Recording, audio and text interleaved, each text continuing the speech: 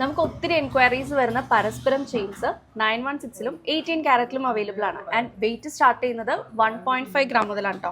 അപ്പോൾ 18 ക്യാരറ്റിൽ വരുന്നത് 1.5 ഗ്രാമിലാണ് സ്റ്റാർട്ട് ചെയ്യുന്നത്. അതും കൂടുതലും യെല്ലോ ഗോൾഡ് കളക്ഷൻ ആണുള്ളത്. റോസ് ഗോൾഡ് ആകുമ്പം ഇതുപോലെ കുറച്ച് വേറൊരു ടൈപ്പ് സ്റ്റോൺ വർക്കൊക്കെ വരുന്ന മോഡലാണ്. എന്നാലും വെയിറ്റ് വളരെ കുറവാണ്.